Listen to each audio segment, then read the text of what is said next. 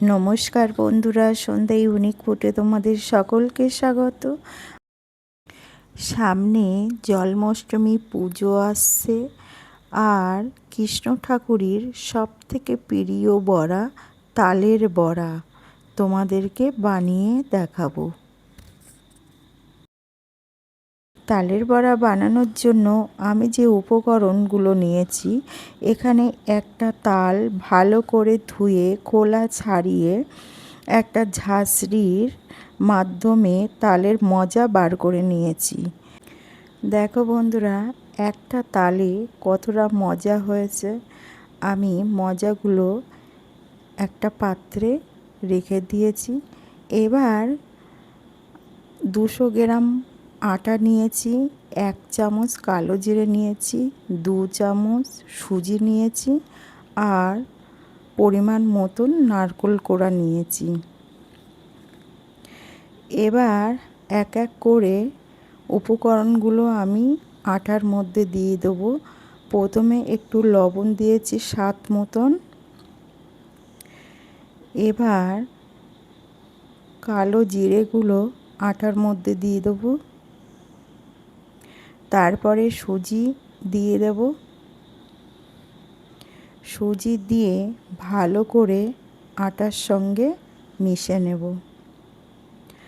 আটার সঙ্গে লবণ, কালো জিরে, সুজি মেশানো হয়ে গেলে তারপরে নারকেল কোড়া আটার মধ্যে দিয়ে আবার ভালো করে মিশে নেব। এবার আমি নারকেল কোড়া দেব। নারকেল কোড়া দিয়ে ভালো করে আটার সঙ্গে মিশে নেব।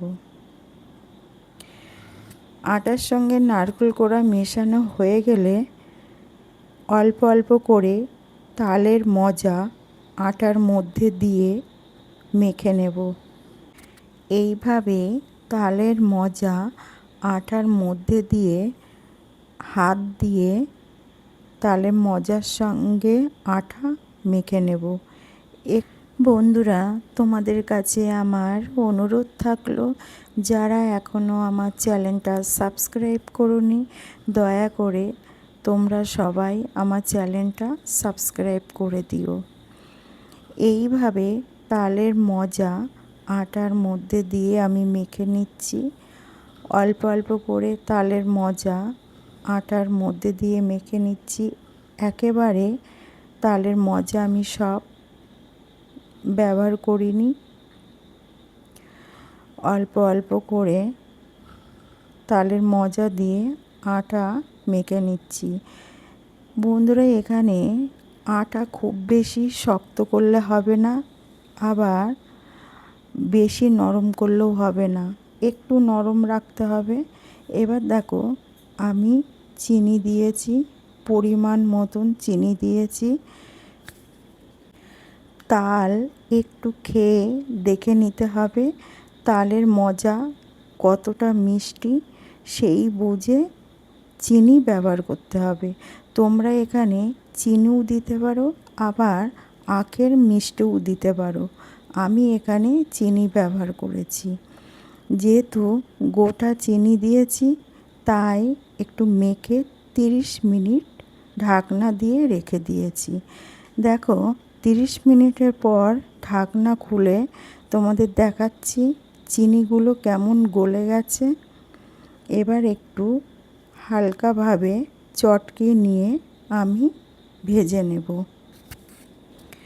আমার এই রেসিপি যদি তোমাদের ভালো লাগে, অবশ্যই তোমরা বাড়িতে বানিও, আর কেমন হয়েছে সেটা কমেন্টে আমাকে জানিও। আমি গ্যাসের ফ্লেম হাইতে দিয়ে তেলটা ভালো করে গরম করে নিয়ে ফ্লেমটা লোতে রেখে এইভাবে বড়া কেটে নিচ্ছি। এইভাবে বড়া কেটে তেলের মধ্যে দিয়ে ভালো করে ভেজে নেব। এখানে বড়া ভাজতে আমার সময় লেগেছে 7 থেকে 8 মিনিট। বন্ধুরা, তোমাদের কাছে আমার অনুরোধ থাকলো, আমার এই রেসিপিটা প্রথম থেকে শেষ অবধি পুরোটা দেখো, এইভাবে বড়া কেটে আমি একটু নাড়াচাড়া করে নিয়ে তারপরে একটা ঝাঁঝরির মাধ্যমে ভালো করে ভেজে নেব। দেখো এইভাবে বড়া তেলের মধ্যে দিয়ে আমি ভেজে নিচ্ছি।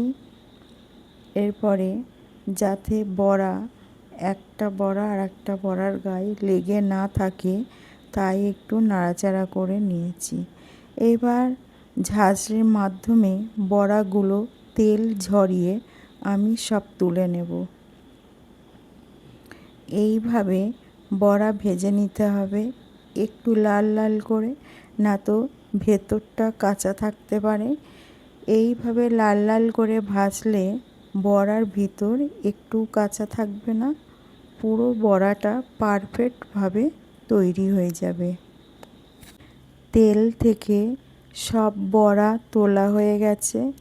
বাকি বড়াগুলো আমি একইভাবে ভেজে নেব।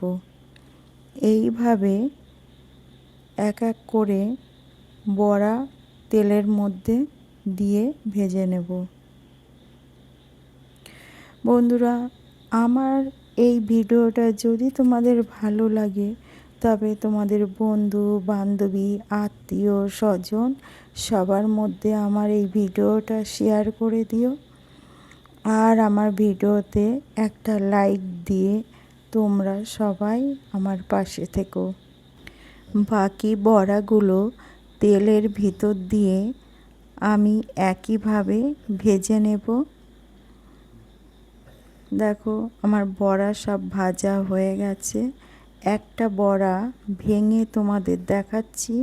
দেখো বড়াটা কত সুন্দর ফুলেছে আর ভিতরটা কতটা ফাঁপা হয়েছে, আর ভিতর একটুও কাঁচা নেই। এইভাবে বড়াগুলো ভেজে নিতে হবে। তালের বড়া গরম গরম খেলে খুব সুন্দর লাগে।